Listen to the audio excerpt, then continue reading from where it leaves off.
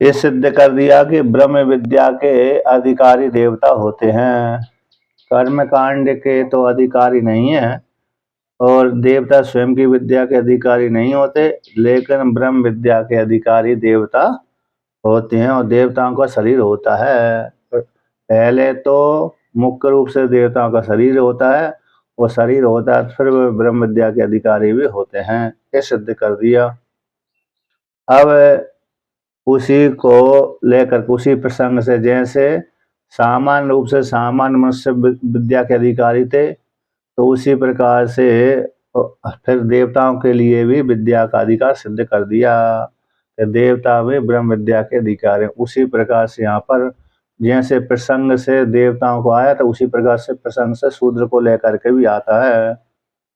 तो यहाँ पर पूर्व अधिकरण की, जैसे सामान्य रूप से मनुष्य विद्या के ब्रह्म विद्या के अधिकारी हैं, तो उसी को लेकर के यहाँ पर देवताओं को भी ब्रह्म विद्या के अधिकारी बना दिया कि देवता भी श्रुति आदि लिंग के माध्यम से, अर्थवाद आदि लिंग के माध्यम से, मंत्र है, अर्थवाद है, इतिहास है, पुराण आदि के माध्यम से, दृष्टांत आदि के माध्यम से देवता ब्रह्म विद्या के अधिकारी होते हैं। उसी प्रकार से प्रसंग को लेकर के जैसे देवताओं को प्रसंग से ब्रह्म विद्या का अधिकार प्राप्त हो गए, उसी प्रकार से प्रसंग को लेकर के शूद्र भी विद्या के अधिकारी होते हैं। इसलिए पूर्व अधिकरण के साथ इस अधिकरण की प्रसंग संगति, प्रासंगिक संगति बैठती है ना। जैसे देवता पहले विद्या के अधिकारी नहीं थे, लेकिन विद्या के अधिकारी बना दिया मंत्र, अर्थवाद आदि वाक्यों के माध्यम से, तो प्रसंग से देवताओं को भी बना दिया। उसी प्रकार से यहाँ पर प्रसंग से प्रासंगिक रूप से शूद्र का भी ब्रह्म विद्या के अधिकारी हैं, विद्या के अधिकारी हैं, ऐसी प्राप्ति हो जाती है। इसलिए पूरे अधिकरण के साथ इस अधिकरण की प्रासंगिक संगति, प्रसंग संगति बैठती है। ये वर्णन कर दिया। अब एक प्रकरण है छांदोग्य उपनिषद को लेकर के। एक राजा जानसूति नाम का एक राजा हुआ था, तो उसने अपने राज्य में ऐसी व्यवस्था करी थी। एक कहानी, पुराण के अनुसार एक कहानी बताएं तो दक्षिण भारत की है ये। भविष्य आदि है उसमें, स्कंद आदि पुराण में इसकी घटना आती है। ये पुराने छांदोग्य उपनिषद की है घटना, तो उपनिषद के अनुसार, लेकिन पुराण में भी घटना आई है। तो स्कंद पुराण में जब रामेश्वर महात्म आता है, यहाँ पर आता है रामेश्वर महात्म्य, तो रामेश्वर महात्म्य आते हैं स्कंद पुराण में। जैसे रेवाखंड है, उत्तरखंड है, उज्जैन खंड है, स्कंद पुराण में आते हैं सारे। जगन्नाथपुरी वाला खंड है, यानी ज्यादातर तीर्थों की महिमा स्कंद पुराण में गाई गई है। उसी प्रकार से दक्षिण भारत की महिमा भी उसी स्कंद पुराण में गाई गई है। तो वहाँ पर एक प्रसंग आता है रामेश्वर तीर्थ में ही। ये रैक्व नाम के ये राजा रैक्व नाम का ये ब्राह्मण ऋषि रहते थे। तो जानश्रुति नाम का जो राजा है, उसी देश का राजा था, अर्थात रामेश्वर क्षेत्र का राजा था। अब इसने ऐसी व्यवस्था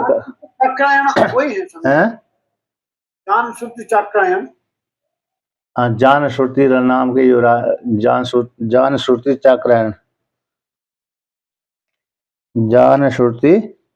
चाक्रायण वो ही है। यहाँ पर कौन से है? हाँ, जानश्रुति है यहाँ पर।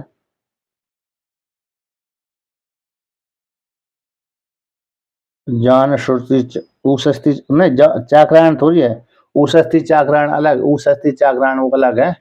ये जानश्रुति है। कौन है? जानश्रुति नाम का राजा, ठीक है ना। उषस्थि चाक्रायण तो उसका नाम था, ऋषि का नाम था। ये जानश्रुति नाम का राजा है, ये क्षत्रिय राजा है, वो ब्राह्मण थे।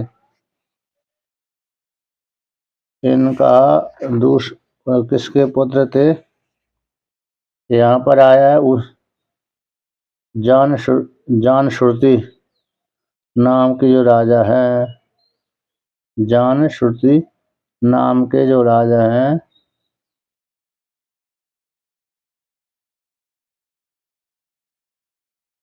जानश्रुति नाम तो जानश्रुति है, उसका दूसरा और भी पुत्र के नाम से, पिता के नाम से भी आता है, पिता के नाम से भी इनका आता है। कहाँ पर दिया है इसमें?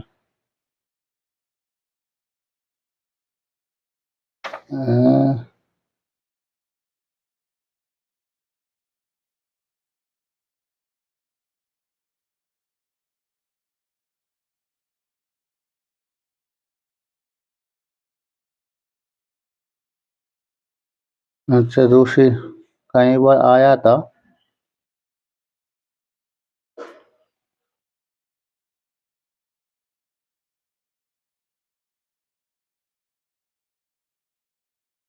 चलिए, तो भाष्य में आएगा उसके पिता का नाम भी। कहाँ पर आया था? जानश्रुति राजा निषाद समय। तो देखिए यहाँ पर वर्णन करते हैं कि छांदोग्य उपनिषद के अनुसार का ये वर्णन है। सुग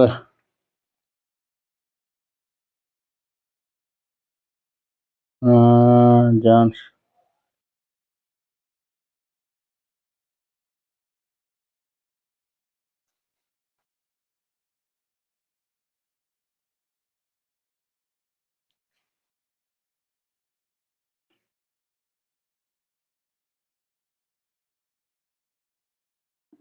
तो जानश्रुति ये दे दिया जानश्रुति राजा का। उसके पिता का नाम भाष्य में कहीं पर आएगा, टीका आमदी में, तो इसलिए यहाँ वर्णन करते हैं। तो छांदोग्य उपनिषद का है कि ये कथा घटना स्कंद पुराण के अनुसार ये घटना है रामेश्वर की। जानश्रुति नाम के राजा हुए थे, वो अपने राज्य में उन्होंने ऐसी व्यवस्था करी थी कि मेरे जो कोई भी यात्री आए तो मेरी अन्न खाए और मेरी धर्मशाला में निःशुल्क होकर के रुके। जैसे पहले व्यक्ति धर्मशाला बनाते थे यात्रियों के लिए, कोई भी आए इसमें विश्राम कर सकता है। अभी तो वो धर्मशाला होटल का रूप धारण कर लिया, लेकिन पहले जिनके पास में धन आदि नहीं होता था वो धर्मशाला में जाकर रुक जाते थे, रात्रि विश्राम करते थे और अपने आगे के गंतव्य को चले जाते थे। तो रुकने वाले जो रुकते हैं, जो जिन्होंने बनाया था उनको पुण्य मिलता था। तो इसलिए जैसे विश्राम गृह है, प्रतीक्षालय आदि जो बनाते हैं धार्मिक स्थान, तो उससे बनाने वाले को पुण्य की फल की प्राप्ति होती है। इस राजा ने प्रजा को सुख देने के लिए कि मेरे ही धन का उपयोग सदुपयोग, मेरे धन का उपयोग करते रही प्रजा, तो कुआ है, बावड़ी है, प्रतीक्षाला है, अन्य क्षेत्र आदि है। तो अन्य क्षेत्र प्रतीक्षाला आदि इसने बना, कुआ बावड़ी आदि बनाए, जिससे सारी प्रजा मेरे ही धन का उपभोग करे, तो इससे मेरे को पुण्य प्राप्त होगा। तो जैसे कुआ बनवाने वाले को पुण्य प्राप्त, तालाब आदि बनवाने वाले को, धर्मशाला आदि बनवाने वाले को, मंदिर आदि बनवाने वाले को पूर्ण रूप फल की प्राप्ति होती है और अन्य क्षेत्र चलाने वाले को पूर्ण रूप फल की प्राप्ति होती है। तो ये राजा ने ऐसा चिंतन किया था, ऐसा कर्म करता था। तो उसी के ज़्यादातर जो जनता है उस राजा के विश्राम गृह में रुकती थी। उसके द्वारा जगह जगह खुदवाए गए जो कुआ बावड़ी है उससे जल पान करती थी।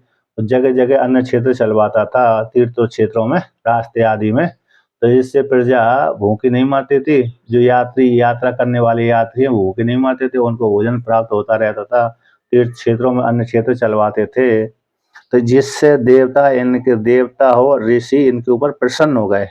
जानश्रुति नाम के राजा के ऊपर प्रसन्न हो गए। तो प्रसन्न होकर के ऋषियों ने अनुग्रह किया उनके ऊपर। ऋषि पक्षी बन करके, हंस बन करके माला के रूप में, किसके रूप में? माला के रूप में उड़ने लगे। तो वो जहाँ पर राजा गर्मी का, ये सीजन का काल था, गर्मी का काल था, छत के ऊपर सोया हुआ था। तो एक जो राजा, एक आगे का हंस है आगे आगे हंस जा रहा था माला माला के रूप में, और पीछे वाले हंस ने कहा हे भल्लाक्ष भोग भल्लाक्ष, तुम तुमको पता नहीं कि राजा का जो तेज है स्वर्ग तक व्याप्त करके रहता है। यदि तुम राजा के ऊपर उस तेज को उल्लंघन करके जाओगे, राजा को अतिक्रमण करके जाओगे, उसके ऊपर से जाओगे, तुम जल जाओगे। तो आगे वाले पक्षी ने, हंस ने कहा पीछे वाले हंस से, अरे तुम कहाँ की बात कर रहे, राजा तो विद्या से हीन है, ये रेखवे की बराबरी कर रहे हो क्या इस राजा को? रैक की बराबरी कर रहे हो क्या तुम राजा को? इस राजा को रैकवी कोठी में डाल रहे हो क्या? तो इसलिए ये राजा तो कैसे विद्या से हीन है, कहाँ ये रैकव और कहाँ ये राजा, कहाँ तो वो विद्वान जो रैकव है और कहाँ ये राजा है। तुम रैकव के समान इसको जान रहे हो, ये तो निकृष्ट है। इस प्रकार से ऋषियों ने उसको क्या कर दिया, ऐसा उसको सुनाते हुए वाणी को ऋषियों ने पक्षी बन करके उसके ऊपर से संवाद किया। अब ऋषियों ने इसलिए कहा कि यदि राजा हमारी वाणी को सुन करके अब वो विद्या का अधिकारी हो जाएगा, विद्या प्राप्त करने के लिए उस रैक्वे के पास में चला जाएगा, जिससे इसको झटका लगेगा, शोक होगा, दुख होगा। अरे मैं तो अभी तक कम ही जानता था, रैक्वे तो मेरे से ज्यादा आगे जानता है, बड़ा धर्मात्मा है, क्यों ना उसकी विद्या को लेकर के मैं अपने को ज्ञानी बनाऊं। ऐसा ऋषियों के अभिप्राय को जान करके राजा को शोक भी हो गया था, बाद में रैक्वे के पास में गया भी था। इसलिए इस प्रकार से तो जहाँ पर ऋषियों ने जानश्रुति राजा के ऊपर कृपा करी, तो वही प्रसंग है कौन सी, संवर्ग विद्या। इस संवर्ग विद्या का प्रसंग है प्राण विद्या का। तो छांदोग्य उपनिषद का है, जानश्रुति आख्यायिका के माध्यम से ये सिद्ध किया गया कि प्राण श्रेष्ठ होता है। तो उसी के माध्यम से यहाँ पर शूद्र का निर्णय किया गया कि शूद्र विद्या का अधिकारी है अथवा नहीं है, तो यहाँ पर निषेध कर दिया गया है इस प्रकार से। तो यहाँ पर है ये आया है कि जो छांदोग्य उपनिषद के रैक जो विद्या है संवर्ग विद्या है, प्राण विद्या है, और प्राण विद्या ये राजा को प्राप्त हो गई थी बाद में। तो ये कहानी घटना रामेश्वर की लेकर के है पुराण के अनुसार, तो छांदोग्य और उपनिषद के अनुसार तो छांदोग्य की है। अब उसी का अधिकरण को पाठ करते हैं। शूद्रो अधिक्रियते वेद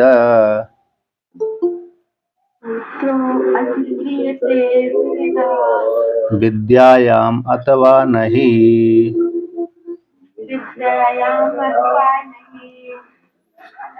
आत्रैवर्ण के देवाद्या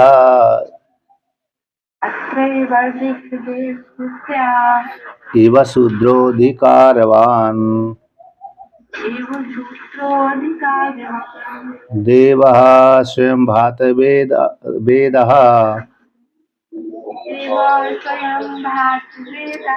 शूद्रो अध्ययन वर्जनात् नाधिकारी श्रुतौ स्मार्ते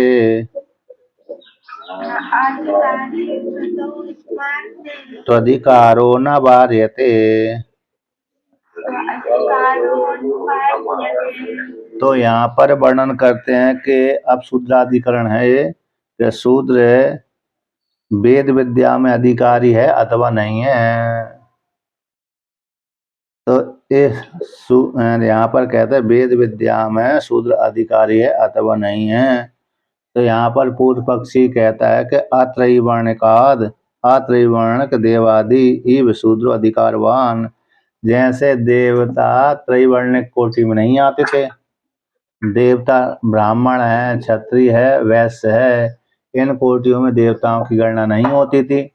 लेकिन वहाँ पे कहीं कहीं श्रुति में ऐसे वर्णन कर दिया था, इंद्र देवता क्षत्रिय है, अग्नि देवता अरे ब्राह्मण है, और वसु आदि देवता वैश्य हैं इत्यादि, और जो अश्विनी कुमार शूद्र है, ऐसा प्रयोग श्रुति में ही आ जाता है। तो सामान्य रूप से देवताओं की कोई वो वर्ण व्यवस्था नहीं है। तो यहाँ पर जैसे त्रैवर्णिक देवता नहीं आते, तो उनको भी ब्रह्म विद्या में अधिकार प्राप्त हो गए, उसी प्रकार से देवताओं के समान ही शूद्र भी अधिकारवान विद्या के अधिकारी हो जाएंगे। मान लिया जाए जैसे देवताओं के कई वर्ण कोटि में न आने से उनको विद्या का अधिकार स्वीकार कर लिया, ब्रह्म विद्या के अधिकारी देवता हैं, उसी प्रकार से इनका शूद्र भी विद्या के अधिकारी हो जाएंगे। ऐसे पूर्व पक्षी के द्वारा प्राप्त हो जाने पर सिद्धांत कहता है देव स्वयं भात वेदा, देवता स्वयं भात वेद होते हैं। देव जो कोई भी मर करके व्यक्ति स्वर्गलोक में जाता है तो अपने आप ही उसके हृदय में वेद प्रकट हो जाते हैं। स्वयं भात वेदा का अर्थ है अपने आप ही।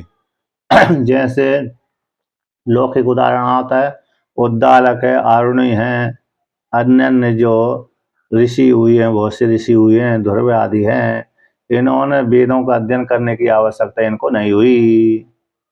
इनको तो कैसे होता है, एक को गुरु कृपा से, एक को किसी ऋषियों को किसी बालक रूप ऋषियों को गुरु कृपा से विद्या की अपने आप ही वेद प्रकट हो गया, और किसी के ईश्वर की कृपा से। जैसे ध्रुव को वेद गुरुकुल में जाने की आवश्यकता पड़ी नहीं। ईश्वर ने, विष्णु भगवान रूप ईश्वर ने उसके गाल से, कपोल से शंख के स्पर्श कराया तो अपने आप ही सारे वेद उसके हृदय में प्रकट हो गए, धनुर्वेद आदि प्रकट हो गया। उसी प्रकार से जैसे अन्य धौम आदि ऋषि हैं, उद्दाल। हाँ, ये शंख कहाँ स्पर्श किया था उन्होंने? कपोल से, गाल से। या कान? गाल से। अच्छा जी। अरे वो तो भगवान है कहें, और तो कृपा दृष्टि देती है, कृपा दृष्टि से। लेकिन हाँ इतना है कि कहाँ का निवासी है? कौन? रेकवे वहां का रामेश्वर की घटना है पुराण के अनुसार। जी। ये घटना स्कंद पुराण में आती है, ये घटना। जी। हाँ, तो ये और लेकिन छांदोग्य उपनिषद का प्रसंग है, पुराण के अनुसार वहां का रामेश्वर की घटना है। तो इसलिए मेरे को पढ़ते पढ़ते आ गया था, मिल गया था एक प्रसंग है, इसलिए याद बना हुआ। तो भगवान कृपा कर दें तो चाहे वो स्पर्श कराएं चाहे ना स्पर्श कराएं, अपने आप ही हृदय में प्रकट हो जाए। जैसे ऋषि है ना, उद्दालक अरुणी आदि ऋषि हुए ना, तो गुरु ने कृपा कर दी, आशीर्वाद दे दिया, अपने आप ही हृदय में उनका वेद प्रकट हो गया। जैसे उपमन्यु है, अब उपमन्यु को गुरुकुल में जाने की जरूरत नहीं पड़ी, अपने आप ही हृदय में वेद प्रकट हो गया ईश्वर की कृपा से, शिव जी की कृपा से। तो उसी प्रकार से यहाँ से जो मर करके जाते हैं व्यक्ति तो वहाँ स्वर्गलोक में जो पैदा होते हैं, लेकिन स्वर्गलोक में उनको स्वर्गलोक में भोग भोगने के लिए जाते हैं तो उनको वेद पढ़ने की आवश्यकता नहीं होती। अपने पुण्य के प्रभाव से वेद उनके हृदय में अपने आप ही प्रकट हो जाता है। हाँ, इतना अकेला ज्ञान वाला वेद प्रकट नहीं होता होगा।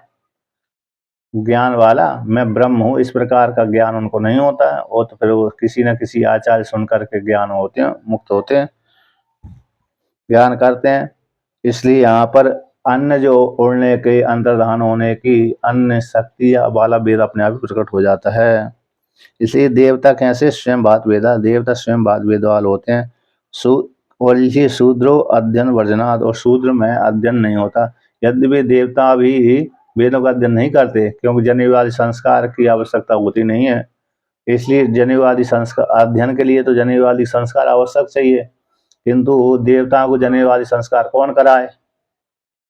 देवताओं को जनेवादी संस्कार कौन कराए? इसलिए वहां पर देवता तो अपने पूर्व के पुण्य कर्म के प्रभाव से प्रतिभात वेद हो जाते हैं, जनेवादी से संपन्न रहते हैं सारे देवता।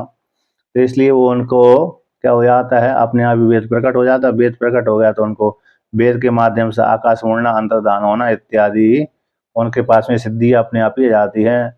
ज्ञान वाला भली अकेला ना हो, कौन सा उपनिषद कांड वाला जो है कि मैं ब्रह्म हूँ इस प्रकार से अन्य सामान्य व्यक्ति को प्रकट ना होता हो, लेकिन देवता तो प्राय कर ज्ञानी होते ही हैं। देव योनि में जो जाएगा, देवता बनेगा, सूर्य चंद्रमा आदि ये प्राय करके ज्ञानी हो ही जाते हैं। तो इसलिए यहाँ पर कहते हैं शूद्र, जैसे शूद्र का अधिकार दिया गया था पूर्व पश्चिम, यहाँ पर कहते शूद्र अध्ययन वर्जना आते, अध्ययन से रहता है, तो अध्ययन वाले को ज्ञान होता है, बिना अध्ययन वाले को नहीं हो पाता। और कहते हैं इस ना अधिकारी श्रुतौ, किंतु कहते हैं वेद में शूद्र अधिकारी नहीं है, वेद विद्या में शूद्र अधिकारी नहीं है। स्मार्त तो अधिकार न भारत, किंतु स्मृति में अधिकार का वारण नहीं किया जा सकता। स्मृति का क्या नहीं किया जा सकता है, वारण नहीं किया जा सकता। स्मृति पढ़ने में कोई समस्या नहीं है, लेकिन वेद पढ़ने में समस्या है। एक बार मैं काशी में था, तो जनेऊ संस्कार मेरा हुआ भी नहीं था। मैं एक दूसरे आश्रम में रहता था, अवय संन्यास उसमें मणिकर्ण के घाट पे। तो दूसरे आश्रम में रहता था, मणिकर्णकेश्वर महादेव वाले आश्रम में। और एक सतुआ बाबा का आश्रम है, वहाँ पर एक महात्मा पढ़ाते थे मेरे विद्यार्थियों को। तो मैंने कहा मेरे को वेद पढ़ना, मेरे को पढ़ा लो। उसने कहा कि तुम यहाँ के उससे पूछ के आओ आचार्य से, तब पढ़ाऊँगा, नहीं तो बिना पूछे नहीं पढ़ाऊँगा। तो बिना जनेऊ के नहीं पढ़ाते थे। जनेऊ होगा तो पढ़ाएंगे, नहीं होगा तो नहीं पढ़ाएंगे। इसलिए यहाँ पर वेद का अधिकारी कौन होता है, जिसका जनेऊ संस्कार हुआ है वो वेद विद्या का अधिकारी होता है। और जिसका जनेऊ संस्कार नहीं हुआ, चाहे वो ब्राह्मण हो, चाहे क्षत्रिय हो, चाहे वैश्य हो, तो वेद विद्या का अधिकारी वो नहीं बनता। स्मृति का अधिकारी है, जैसे गीता है, मनुस्मृति है, ये पुराण आदि है, इनको पढ़ सकता है, इनको पढ़ सकता है। यद्यपि इस गीता में भाई वेदों में, जो वेदों में भाई गीता में, इसलिए वेद में अलग हो गीता में अलग हो ऐसी बात नहीं है। पुराणों में अलग हो वेद में अलग हो ऐसी बात नहीं है। जो पुराणों में भाई वेदों में, जो वेदों में भाई पुराणों में, जो गीता में है भाई वेदों में, जो वेदों में भाई गीता में है। भेद बिल्कुल भी नहीं है, लेकिन फिर भी वेदों को पढ़ने के लिए जन्म संस्कार अनिवार्य है। इसलिए जो भी कोई पढ़ाता है, और वेदों को पढ़ाने वाले पहले जन्म संस्कार करवाते हैं बालक का, फिर बालक को फिर वेद पढ़ाते हैं। हाँ, इसमें यह है कि स्त्रियों को भी नहीं पढ़ाते वेद, क्योंकि उनको भी क्या होता है, जन्म संस्कार आदि नहीं होता। सुन सकते हैं स्त्रियां, वेदों के मंत्रों को तो सुन लेती हैं, क्योंकि कर्मकांड जब कराते हैं तो वहाँ पर स्त्री पास में बैठती है, तो वेदों के मंत्र तो सुने ही जाते हैं, उसमें कोई हानि नहीं है।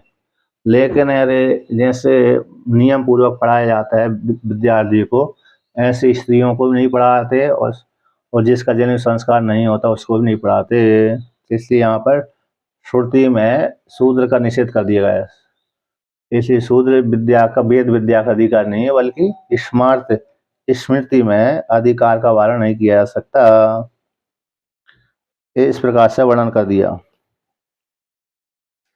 इसमें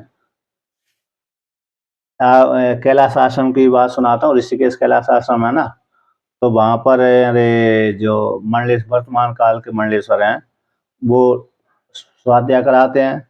तब स्वाध्याय कराते हैं तो वहाँ पर अरे ब्राह्मण भी बैठते हैं, क्षत्रिय बैठते हैं, वैश्य बैठते हैं, शूद्र बैठते हैं, स्त्री बैठती हैं और पुरुष भी बैठते हैं, महात्मा गृहस्थ भी बैठ जाते हैं।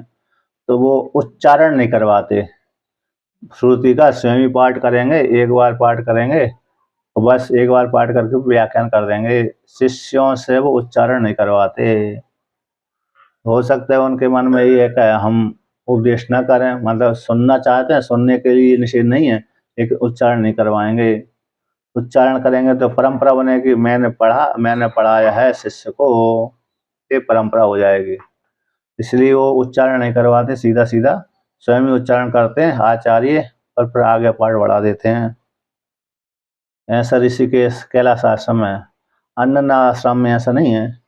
हाँ, कहता वेद जो उपनिषद पढ़ते हैं, स्त्रियां भी पढ़ती हैं, पुरुष भी पढ़ते हैं, जन्य संस्कार वाले भी पढ़ते हैं, बिना जन्य संस्कार वाले भी पुरुष पढ़ते हैं, और स्त्रियां भी पढ़ती हैं, उनका भी जन्य संस्कार नहीं होता। तो फिर उपनिषदों में क्या होता है कि उपनिषद भी स्मृति का रूप धारण कर लेते हैं। क्या कर लेते हैं? स्मृति का रूप धारण कर देते हैं। एक बार मैंने महाराज जी से पूछा था, मतलब एक प्रश्नोत्तर के माध्यम से, किसी महाराज जी से दूसरे एक महात्मा जी से पूछा था, तो उन्होंने कहा कि जो उपनिषद है, यद्यपि उपनिषद तो है, वेद ही है, लेकिन उपनिषद में जो काट दिया जाता है स्वर आदि, इसलिए वे स्मृति और स्मृति के रूप जैसे हो जाते हैं। जैसे स्मृति है सामान्य पद्य गद्य के रूप में, वो पद्य के रूप में बोली जाती है, उसी प्रकार से उपनिषद भी कैसे होते हैं, स्मृति के रूप में ही बोले जाते हैं, स्मृति कोटि में जाते हैं। तो स्मृति कोटि में आ जाने से उनमें उनको पढ़ाने में कोई दोष नहीं है। इस प्रकार से उन्होंने उत्तर दिया था।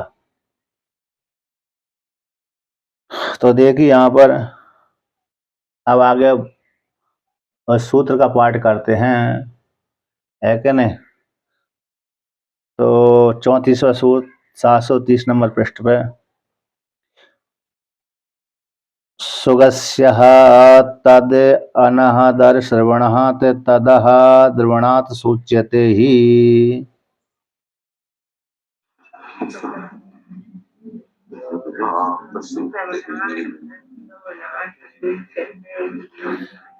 शोके अस्य तद् अनादर श्रवणात् तद् आद्रवणात् सूच्यते हि।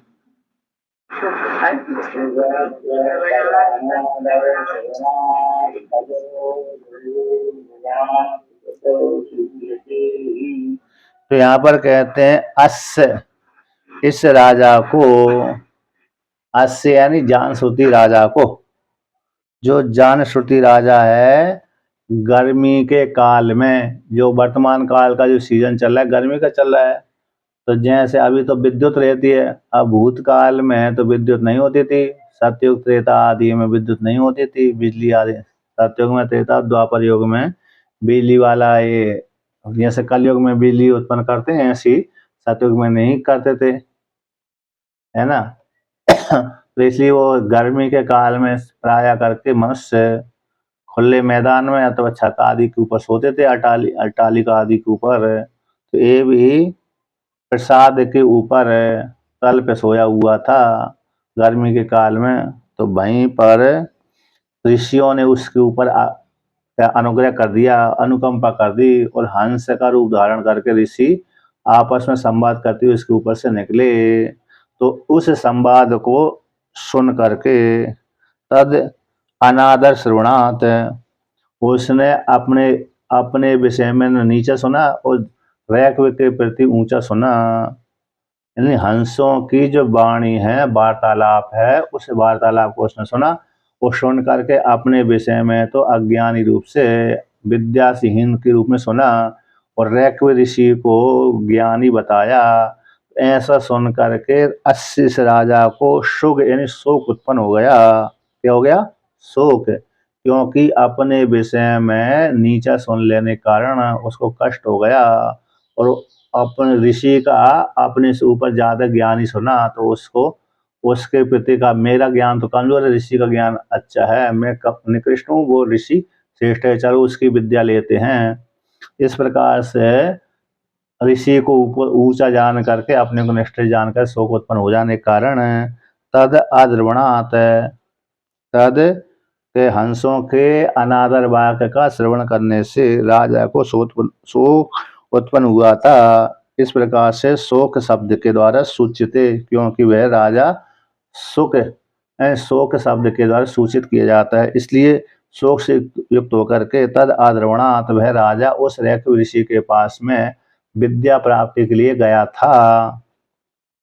आद्रवणात् गया था, भूतकाल में शोक प्राप्त हो जाने के पश्चात शोक रूप लिंग को देख करके उसको, इसलिए विद्या प्राप्ति के लिए रैक्व ऋषि के पास में राजा गया हुआ था। अब उसी को आगे वर्णन करते हैं। भगवान भाष्यकार कहते हैं इसका, यतः सुग से सूचित,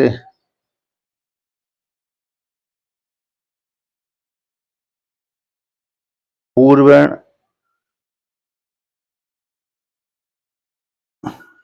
तो यहाँ पर कहते हैं पूर्व अधिकरण के साथ इस अधिकरण की दृष्टांत संगति, प्रासंगिक संगति, दो प्रकार की संगति है।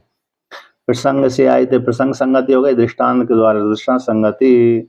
ऐसे दृष्टांत संगति कैसे बन रही, जैसे पूर्व अधिकरण में जैसे देवताओं का अधिकार नहीं प्राप्त हुआ था, तो देवताओं को विद्या के अधिकार नहीं थे, लेकिन अर्थवाद और लिंग को देख करके, अर्थवाद मंत्र, अर्थवाद इतिहास पुराण आदि के लिंग को देख करके देवताओं को ब्रह्म विद्या के अधिकारी बना दिया। उसी प्रकार से श्रुति में शूद्र शब्द का प्रयोग हो जाने से इसलिए शूद्र भी विद्या के अधिकारी, इसलिए पूरे अधिकरण के साथ इस अधिकरण की दृष्टांत संगति बैठती है। जैसे देवताओं का अधिकार न होने पर देवता का अधिकार बना दिया, उसी प्रकार से शूद्र का भी अधिकार न होने से शूद्र का अधिकारी बना दिया। तो दृष्टांत संगति है इसमें, प्रसंग संगति और दृष्टांत संगति। अब ये आगे कहते हैं,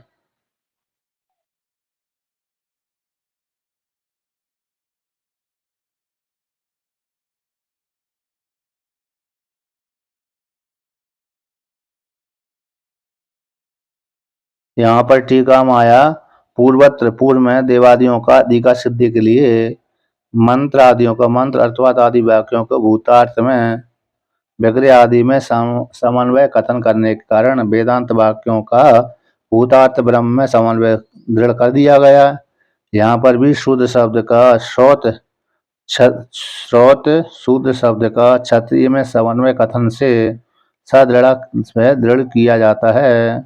इसी अधिकरण द्वय का पूर्व का अधिकरण और वर्तमान काल के अधिकरण का प्रसंग से आने से समन्वय अध्याय में अंतर्भाव हो जाते, इसलिए प्रसंग संगति बन जाती है।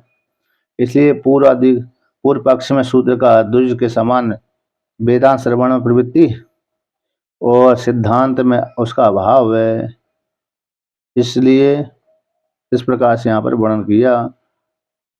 यहाँ पर वेदांत विचार यहाँ पर विषय है। सब शूद्र को अधिकार दिलाता है अथवा नहीं दिलाता, ऐसी संदेह हो जाने पर पूर्व पक्ष आदि वर्णन करेंगे। तो आगे कहते हैं भाष्य में, यथा मनुष्य अधिकार नियमम अपोद्या देवादीनाम अपि विद्यासु अधिकार उक्ता। जैसे मनुष्यों के अधिकार का नियम था, मनुष्य विद्या के अधिकारी हैं, तो इस अधिकार मनुष्य विद्या के अधिकारी होते हैं, मनुष्य विद्या में अधिकारी होते हैं, ऐसा नियम है। उस नियम का अपोद्यन हटाकर खंडन करके देवादि नाम अपनी विद्याशु अधिकार उक्ता, देवताओं का भी ब्रह्म विद्या में अधिकार होता है, ऐसा कथन कर दिया गया। यद्यपि सामान्य रूप से ब्रह्म विद्या में मनुष्यों का ही अधिकार होता है, तो ये जो नियम है उस नियम को खंडन करके देवताओं का भी ब्रह्म विद्या में अधिकार है, ऐसा वर्णन कर दिया। तथा उसी प्रकार से दृष्टांत बताते हैं, तथा ये उसी प्रकार से द्विजाति अधिकार नियम अपवाद है न शूद्रस्य अपि अधिकारः स्यादिति एतामेव शंकां निवर्तितुम इदम अधिकरणम आरभ्यते। जैसे सामान्य रूप से मनुष्यों का विद्या में अधिकार है, उस अधिकार को खंडन करके देवताओं को ब्रह्म विद्या में अधिकार सिद्ध कर दिया कि देवता भी ब्रह्म विद्या के अधिकारी होते हैं। उसी प्रकार से जैसे सामान्य नियम था, कौन सा नियम था कि द्विजाति जो दो बार पैदा होते हैं उनको विद्या में अधिकार था। तो एक बार माता से पैदा हुए, दूसरी बार जनेऊ संस्कार के द्वारा पैदा हुए तो द्विजाति कहलाते हैं। यद्यपि पक्षी भी द्विजाति कहलाते हैं, क्योंकि पक्षी भी दो बार पैदा होते हैं। एक तो अंडे के रूप में पैदा होते हैं, फिर एक अंडे से बाहर निकलते हैं, तो द्विजाति पक्षी भी कहलाते हैं। दो बार जिसका जन्म हो उसको द्विजाति कहते हैं। इसी जनित संस्कार से मनुष्यों का दो बार जन्म हो जाता है। तो जैसे देवताओं का अधिकार नहीं था, फिर देवताओं का अधिकार सिद्ध कर दिया, उसी प्रकार से शूद्र का अधिकार नहीं था, इसलिए यहाँ पर द्विजाति का अधिकार का नियम को खंडन करके शूद्र का भी अधिकार प्राप्त होता है। ऐसी जो आशंका थी, उस आशंका को हटाने के लिए यह अधिकरण आरंभ किया जा रहा। अब शूद्रादि अधिकरण, तो यहाँ पर कहते हैं, तत्र शूद्रस्य अपि अधिकारः स्यादिति तावत् प्राप्तम। तो यहाँ पर वर्णन करते हैं, क्या वर्णन करते हैं कि शूद्र का भी ब्रह्म विद्या में अधिकार है, वेद विद्या में अधिकार है।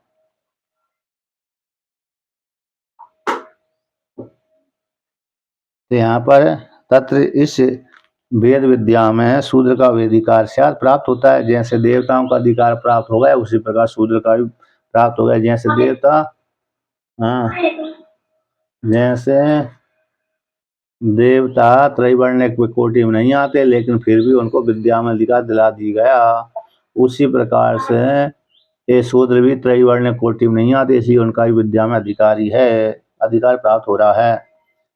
तो कहते हैं उसमें, और हेतु पूर्व पक्षी कहता है कि अर्थित्व सामर्थ्यो समवात, क्योंकि शूद्र को में अर्थित्व भी और सामर्थ्य भी है। जैसे सामान्य ब्राह्मण क्षत्रिय वैसे इनमें भी अर्थित्व सामर्थ्य है, उसी प्रकार शूद्र में भी अर्थित्व सामर्थ्य है। वह भी अर्थी है, मोक्ष इच्छा वो भी चाहते हैं और सामर्थ्य भी है।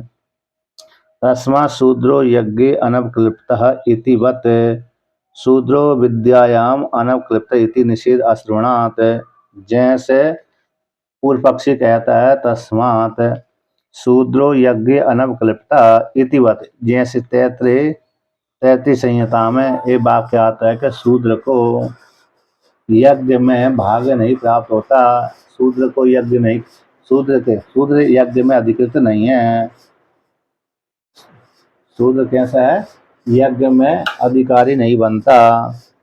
तो यहाँ पर शूद्र का यज्ञ में निषेध कर दिया गया, उसी प्रकार से शूद्र विद्यायाम अनवक्लिप्ता इति निषेध अश्रवणात् है, उसी पर शूद्र विद्या में भी अधिकारी नहीं है, ऐसा निषेध नहीं किया गया। विद्यायाम अनवक्लिप्ता इति, विद्या में अधिकारी नहीं है ऐसा निषेध अश्रवणात्, वेद में ऐसा सुना नहीं गया। जैसे यज्ञ में तो अधिकारी नहीं है ऐसा श्रुति ने स्पष्ट बोल दिया, तैत्तिरीय संहिता ने शूद्रो यज्ञ अनवक्लिप्ता, शूद्र यज्ञ में अधिकारी नहीं बनता। उसी प्रकार स्मृति पुराण में अधिकार है, हाँ, स्मृति पुराण में अधिकारी है, उसको सुनने में पढ़ने में कोई निषेध नहीं है, सुन सकता है तू, है ना, सुन सकता है, पढ़ाने का निषेध है, सुनने का निषेध नहीं है, पढ़ने का निषेध नहीं है।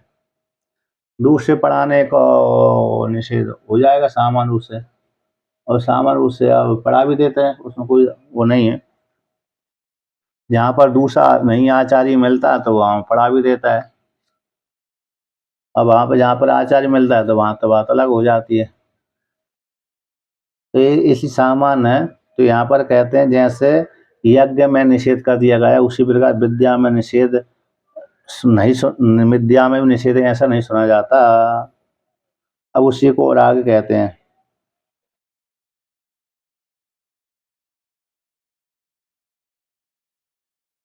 अनग्नित्वात् अनवक्लिप्तेन असमर्था।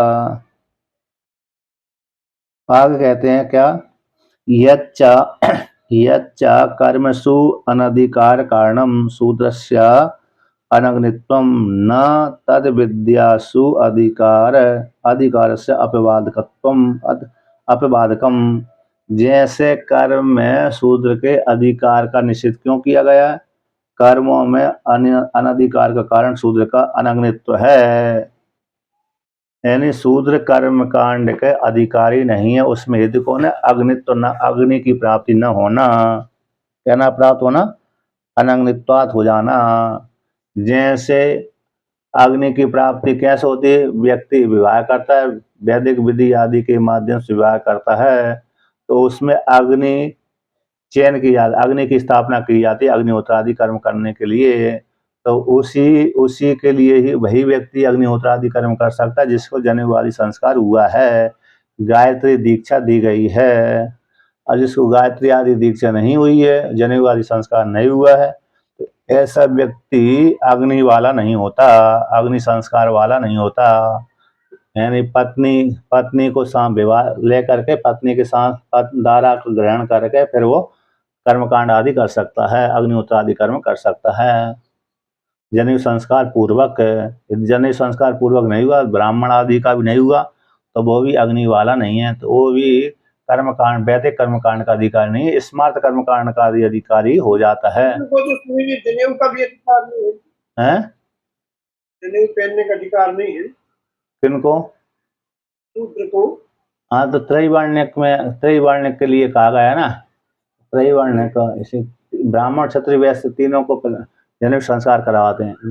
गायत्री परिवार में करा देते हैं वो बात अलग है, लेकिन वेद में त्रैवर्ण्य का आया है विधान। अब वो कराते हैं तो उसमें अब कोई झगड़ा नहीं, गायत्री परिवार वाले करा देते हैं, स्त्रियों को भी कराते हैं पुरुषों को भी कराते हैं। तो वहाँ पर वो यद्यपि है तो वो वेद के सिद्धांत के विरुद्ध भी, फिर भी करा ही देते हैं वो तो। लेकिन यहाँ पर निर्णय किया गया है, यहाँ पर ये आया है इसका, इसलिए यहाँ पर कहते हैं कर्म कर्म में शूद्र का कर्म में अनाधिकार का कारण कौन है? अनाग्नित्वम। अनाग्नित्वम का अर्थ होता है जनेऊ आदि का संस्कार न होना। इसलिए जनेऊ आदि का संस्कार नहीं होता, इसलिए वो यज्ञ का अधिकारी नहीं होता। जैसे जो सामान्य रूप से यज्ञ कराते हैं ना लोग बाग, कथा भागवत आदि में, उसमें सभी को बिटार देते हैं, वो सामान्य आहुति है। कौन सी? सामान्य आहुति। सामान्य में स्त्री भी आहुति डालती है, पुरुष भी आहुति डाल देते हैं, पैंट आदि पहन करके भी डालते हैं। तो सामान्य वैदिक नहीं हो पाता, वैदिक में बड़ा नियम होता है, और फिर हर कोई यज्ञशाला के भीतर भी नहीं जा सकता इत्यादि। एक महात्मा जी, जहाँ पर मैं रहता हूँ उत्तर प्रदेश में, तो वहाँ पर एक महात्मा जी हैं, वो यज्ञ कराते हैं। तो यज्ञ कराते हैं, जब स्त्री पुरुष खूब रहते हैं ना, तो यज्ञशाला में अंदर किसी को नहीं जाने देते। महात्मा लोगों को ले जाते हैं कभी कभी, और ब्राह्मण बालकों को ले जाते हैं। और वो यदि उनको मालूम पड़ गया कि क्षत्रिय है, वैश्य है, शूद्र है, तो वो पुरुष है, तो वो यज्ञशाला उनको अंदर जाने ही नहीं देते। इसलिए वो ऐसा नियम करते हैं। तो यहाँ पर कहते हैं देखिए, इसी ना, तो जहाँ पर पूर्व पक्षी कहता है कि अरे अनाग्नित में हेतु कौन है? कि कर्म जनेऊ आदि संस्कार न होना। तो जनेऊ आदि संस्कार नहीं हो, इसलिए कर्मकांड का अधिकारी नहीं है। न तद विद्यासु अधिकार अपवाद का, किंतु विद्या के अधिकार का निषेध करने वाला कोई ऐसा वाक्य नहीं है कि विद्या का भी अधिकारी नहीं होता शूद्र, ऐसा निषेध करने वाला कोई वाक्य नहीं है। विद्यासु, विद्या में अधिकार का अपवादक निषेधक नास्ति। अब आगे कहते हैं नहीं, उसी का विवरण करते हैं कि नहीं आहवनीयादि रहितेन विद्या वेदितुम न शक्यते। कहते हैं कि जो आहवनी आदि से रहित वाले व्यक्ति के द्वारा जो 3 अग्नियां होती हैं प्रधान रूप से, दक्षिणाग्नि अग्नि, आवनी अग्नि, घारपत्य अग्नि, ये विवाह के बाद ही इनका क्या किया जाता है? अनुष्ठान किया जाता है, आरोप किया जाता है। एक ब्राह्मण से मैंने पूछा था कि जो ब्राह्मण है, क्षत्रिय वैश्य है, राजस्थान में रहता है वो ब्राह्मण, या तो यूपी का था शायद, लेकिन रहने लगा राजस्थान में। तो यज्ञ कराता है, तो कहते हैं कि जब अग्नि की स्थापना करते हैं, एक पुरुष की अग्नि, एक स्त्री की अग्नि, जब विवाह होता है तो वो कहता है कि विवाह काल में तो पुरुष की अग्नि ली जाती है, और माता और पिता के पक्ष की, पुत्री के पिता के पक्ष की अग्नि ली जाती है। तो दोनों अग्नियों को एक कर दिया जाता है, एक आहुति एक कुंड में डाल दिया जाता है। वही अग्नि को फिर पुरुष स्त्री के साथ मिल करके अपने घर में ले आता है। तो एक माता की, एक स्त्री पक्ष की, स्त्री के पिता पक्ष की अग्नि, एक पुत्र के पिता पक्ष की अग्नि, दोनों अग्नि को मिलकर के पति उस अग्नि की रक्षा करता है। इस प्रकार से फिर पुरुष ही उस अग्नि का सेवन करके कर्मकांड आदि करता है। स्त्री तो घर का काम करती रहती है, लेकिन स्त्री विवाह करे। रखते थे स्वामी 3 प्रकार की अग्नियां, 3 कुंड बनाकर घर में। घरों में वो एक ही अग्नि तो एक रहती है, लेकिन तीन कुंडों में अरे डाल दी जाती है। कुंडों में डाल देते हैं। हाँ, जब उनको कार्य करना होता है तो 3 कुंडों में डाल देता, तो तीनों अग्नियां, क्योंकि 3 कुंडों में अग्नि जलाएंगे तो बहुत लकड़ी खर्च हो जाएगी ना, तो लकड़ी की व्यवस्था करना पड़ेगी। इसलिए एक अग्नि हमेशा रहती थी। तो एक अग्नि को अब वो 3 जब कार्य करते थे, उस प्रकार के कर्मकांड उस यज्ञ कुंड, उस कुंड में अग्नि का प्रक्षेप कर देते थे। तो प्रक्षेप कर देने से फिर वो अग्नि उसमें जल जाती थी, लेकिन एक अग्नि हमेशा जलती रहती थी। जैसे महात्मा को जो धूना होता है ना, बहुत से वैष्णव सन्यासी नाथ उदासीन वाले धूना रमा जलाते हैं ना, धूना, वो धूना में अग्नि उनकी जलती रहती है, बुझने नहीं देते वो। चाहे थोड़ी थोड़ी जले लेकिन तेज जलती जरूर रहेगी। तो ऐसे है, तो उनका धूना सिद्ध हो जाता है। ऐसे ही जो अग्निहोत्र आदि कर्मकांड करने वाले होते थे वो एक अग्नि को जरूर बना के रखते थे। अब उनको कहीं जाना है, परदेश में जाना है, तो वो अग्नि को साथ लेके जाते थे। क्या करते थे? साथ। जैसे पांडव लोग जब गए थे ना, राज्य से निष्कासित हो गए थे, तो अब अपनी अग्नियों को साथ लेके गए थे वो। उनकी अग्नियों का सेवन ब्राह्मण आदि रक्षा करते थे, क्योंकि वो तो राजा थे तो यार वो नहीं रक्षा कर सकते थे, तो ब्राह्मण आदि उस अग्नियों की रक्षा करते थे, बुझने नहीं देते थे। उसी प्रकार से जहाँ पर 10-15 महात्मा शिष्यगण आदि रहते हैं और अग्निहोत्र आदि कर्म होता है, यदि उनको जाना है कहीं तो अग्नि को साथ लेके जाते थे। तो शिष्यगण उस अग्नि रेत किस वर्ण का है स्वामी जी? हैं? रेत किस वर्ण का है?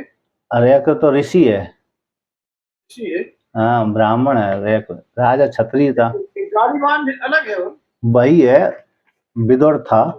उसकी हो सकता है वहां पर उसका पत्नी पहले मर गई होगी, विदुर शब्द प्रयोग किया है यहाँ पर, अथवा विवाह ही नहीं हुआ होगा, दोनों प्रकार से है।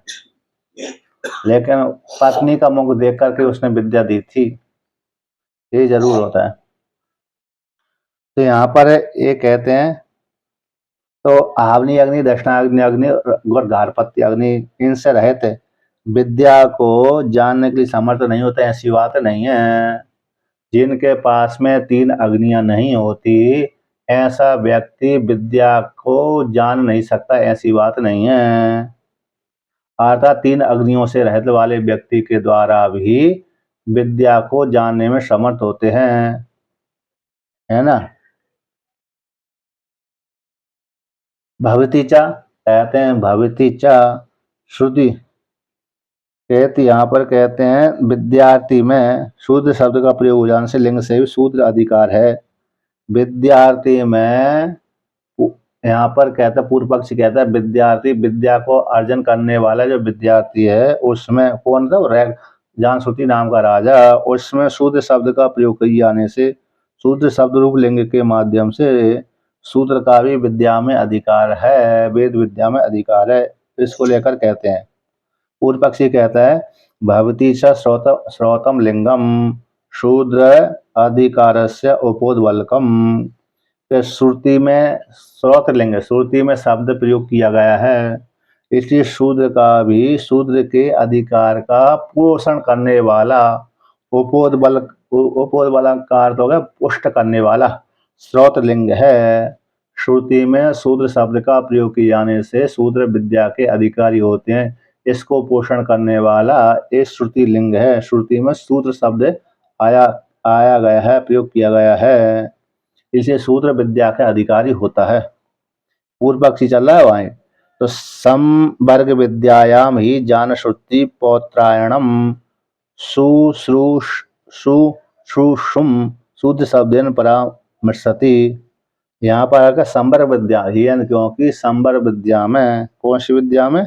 संवर्ग विद्या में जान श्रुति नाम का जो राजा हुआ था वो पुत्र का पौत्र था, पुत्र का पौत्र था, पुत्र के भी पुत्र है ना, तो पौत्रायण, जानश्रुति पौत्रायण था, जानश्रुति पौत्रायण।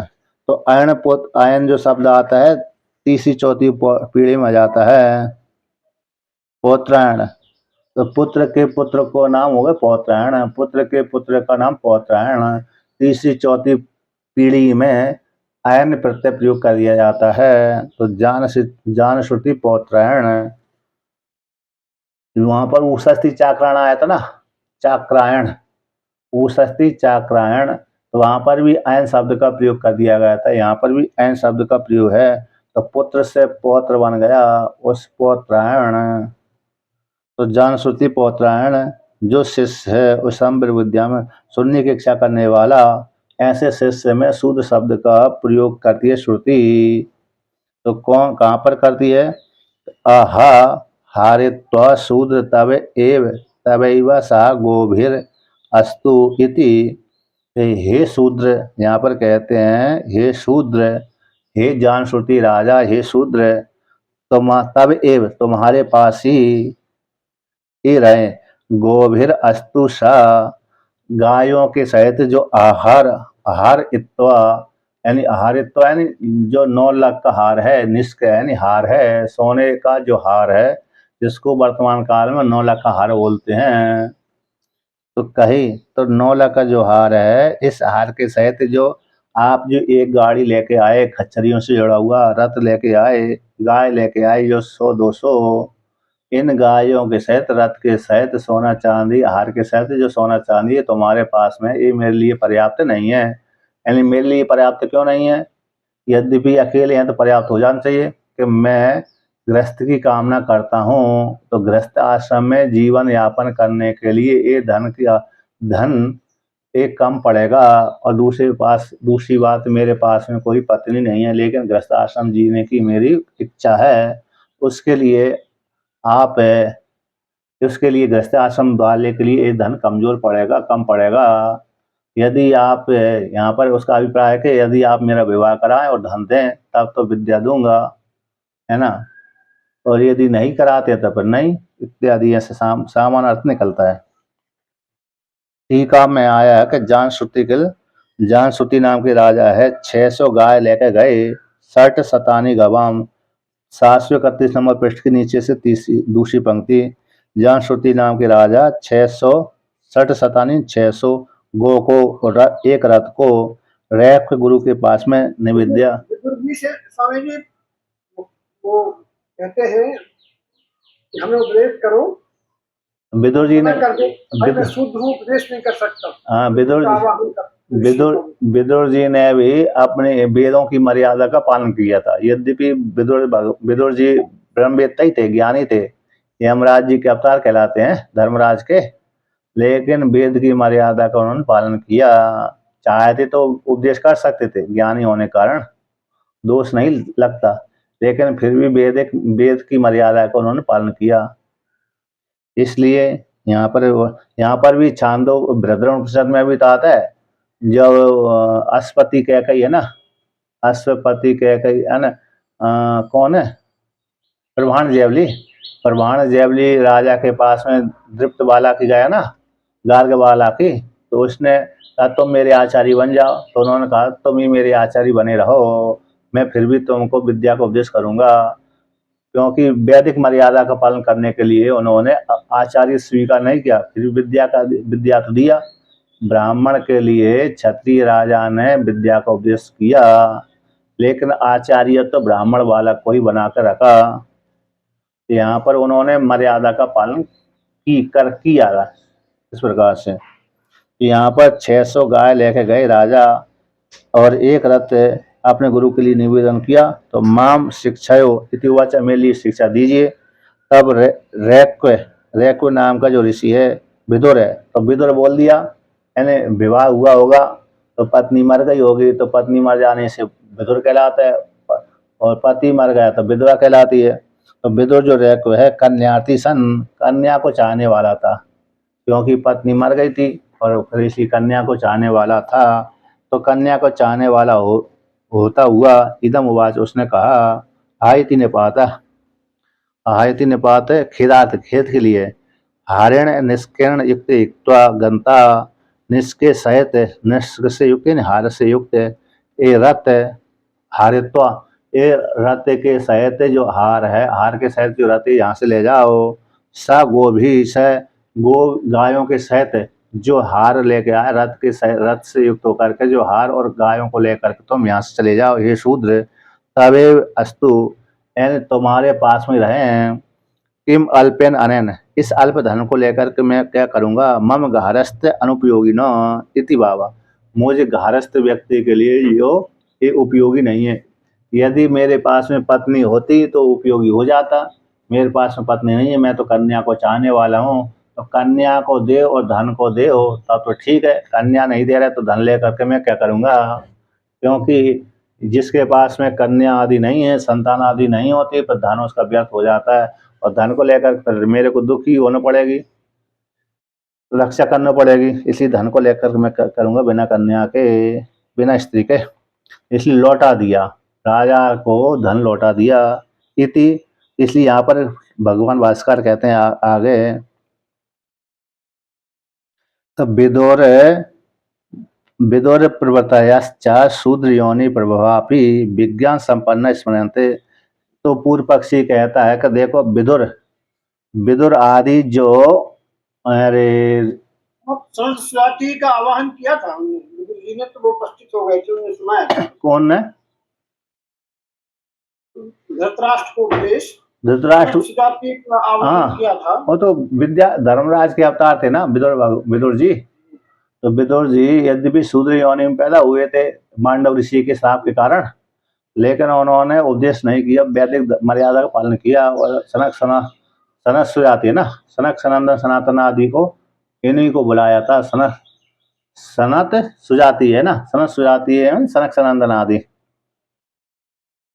तो विदुर प्रवृत्ति आदि, तो विदुर प्रवृत्ति आदि शूद्र योनि प्रभवा, ये शूद्र योनि में उत्पन्न हुए थे या उत्पन्न होती हुई विज्ञान।